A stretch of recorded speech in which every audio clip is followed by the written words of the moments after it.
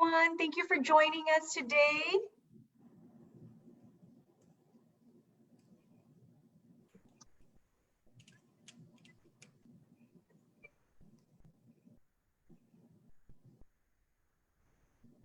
We're going to wait just a couple more minutes to allow more folks to join our live stream.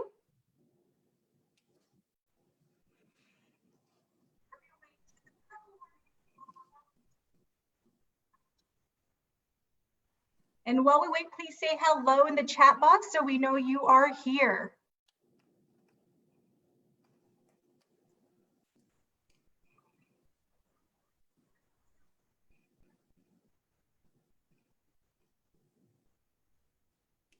It looks like we have some people joining us, so we'll be getting started here shortly.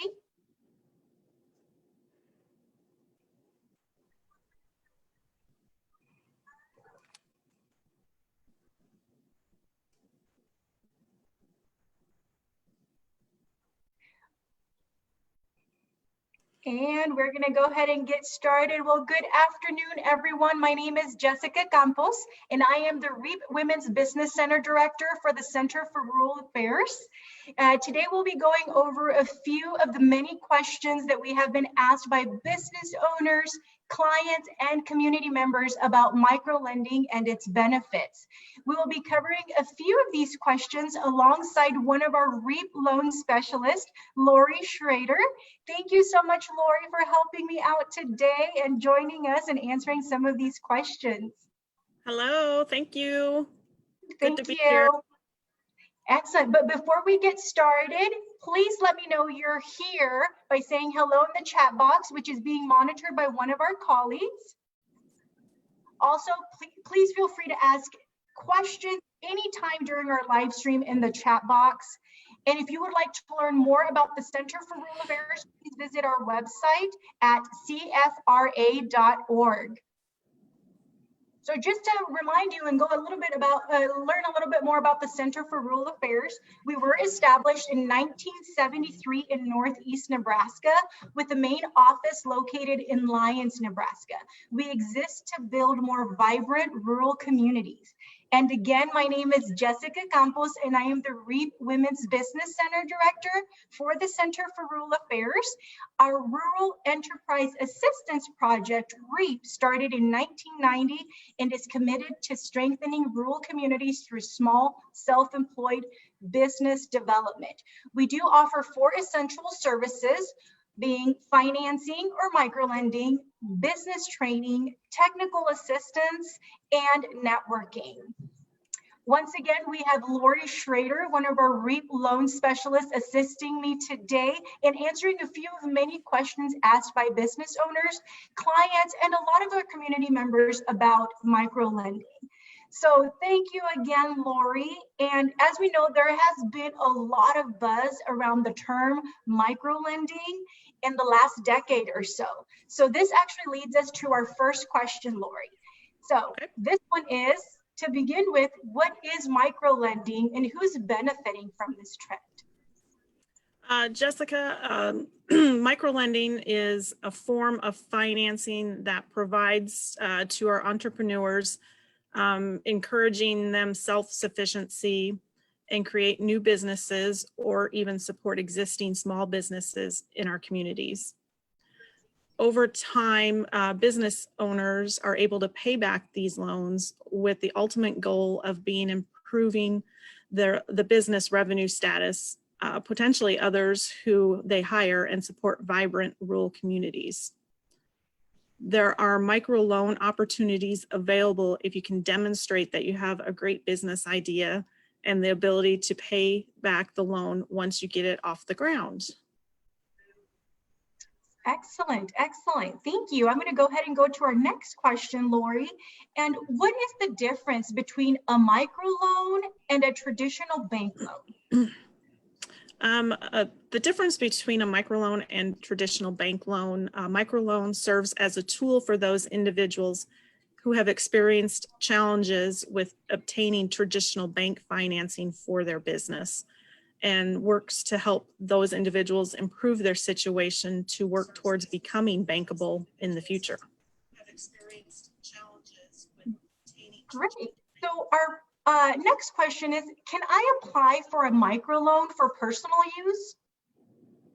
No, unfortunately, you are not able to apply for a microloan for personal use. These are mainly used for business related items. Such items for business loans could be in purchasing inventory, maybe equipment used for working capital, even refinancing existing business debt, purchase business real estate, or even construct a new business building. Microloans start around $1,000 and have the capability of going to $250,000. The amounts and collateral considerations are something to ask your lenders about as they vary. Small loans also provide at an affordable cost with the goal of providing a real opportunity to the entrepreneurs. This is great, great information. It looks like we have Absolutely. one more question here, Lori. Okay. And how can someone learn more about microlending opportunities? To get more information about microlending opportunities in your communities or area, the best advice would be to reach out to your local economic development directors, chambers, banks, city clerks or even city clerks in your community to learn about microlending services. We also suggest possibly going to referring to the SBA.gov website. This will give you a list of contacts in your specific area. This is great, great resources that you just mentioned. Thank you for that. So what we're going to do, those are some of many questions that we actually have, but we would like to see in our chat box to see if there's any questions that we might be missing, or any information that we would like to further ask Lori while we have her here with us. So we're going to give it a few seconds to see if any questions, Lori, come in through our chat box. Okay.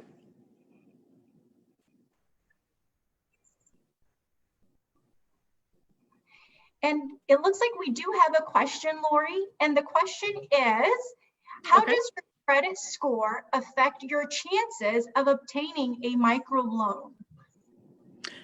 Your credit score, how it affects the chances of obtaining a microloan, they vary, again, amongst the credit score, but we have other what do I want to say, stipulations, other areas that we look at in the whole loan package.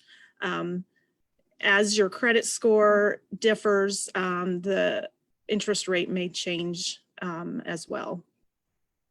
So I think just to add on to that, and just to add a little bit more, I think the credit score, Lori, please correct me if I'm wrong, is just one simple factor that is taken into consideration in regards to any lending, including microlending. So it's one of possibly a few more factors that are taken into consideration, such as history, debt to income. There's a few more things that are going to, but credit score, like you said, is probably one that is more considerable in regards to the interest rate that they'll be getting. Is that correct? That's correct. Yep. Yeah, great. And here's another one. Ready, Lori? We got some good ones coming in. So okay. Can you give us an example of what working capital is?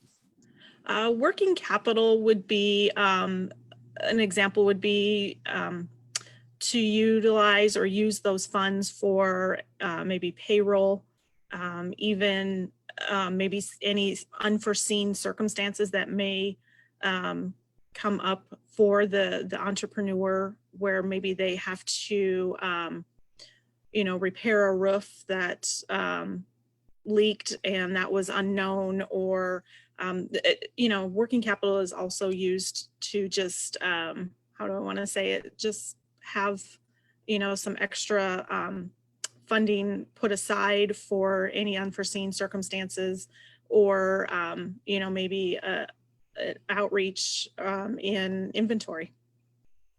Would you say working capital would be also considered a form of cash flow?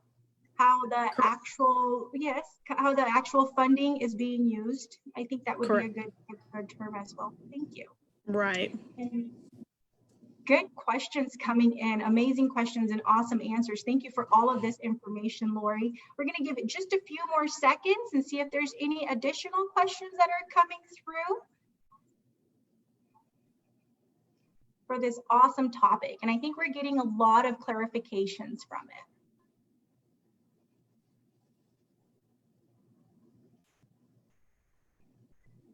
It looks like I don't see any more questions coming through at this time.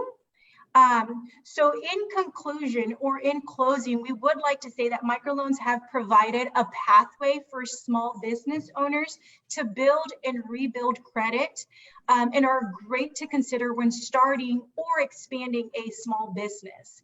So if there are any additional questions or for further information, please feel free to reach out to Lori at lori.s@cfra.org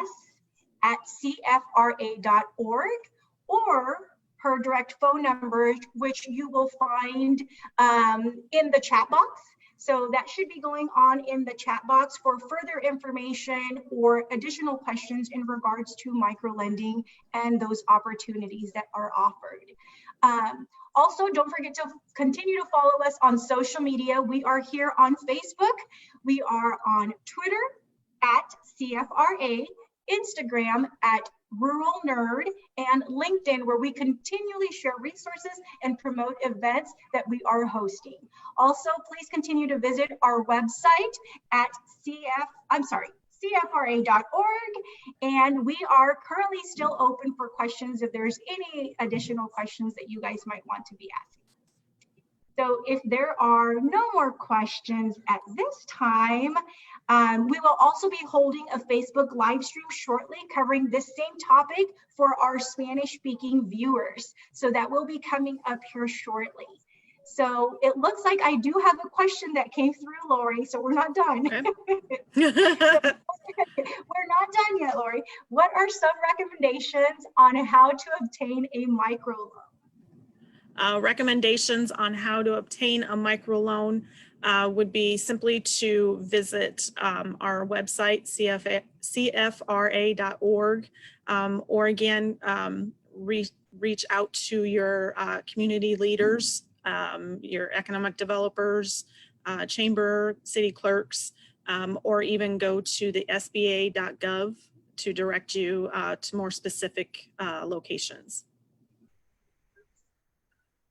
Excellent, excellent recommendations. Thank you so much, Lori. We'll give it a few more seconds because it looks like they keep coming in, which is great. Absolutely. Great, great stuff.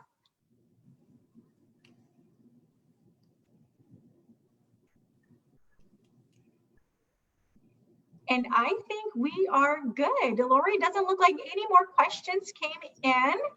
So okay. Once again, if there are additional questions after this live stream or for further information, don't hesitate in reaching out to Lori at loris@cfra.org,